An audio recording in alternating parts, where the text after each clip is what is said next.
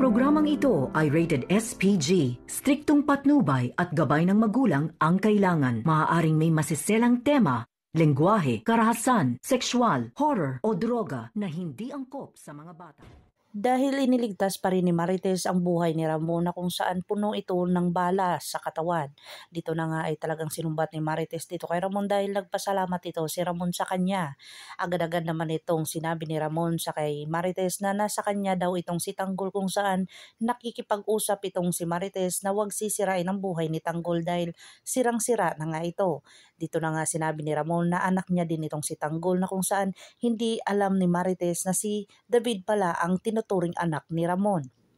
Dito na ay hindi inasahan na ikakasal na itong si David at nakapunta si Camille dito sa isang simbahan. Dito na nga nakita ni Camille na ikakasal na ang kanyang nobyo na si David at talagang napahamak ang buhay ni Camille dahil sa dinadala niya ito at nahulog pa siya dito sa hagdan. Dito na nga ay tuwang-tuwa na itong si Tanggol dahil nakuha niya ang diamante at hindi niya sinabi dito kay Don Facundo na siya pala ang nagtago nito. Dito na nga kaya ikakikinang ng buhay ni Tanggol na kung saan yayaman na si Tanggol dahil sa isang diamante na kanyang nakuha.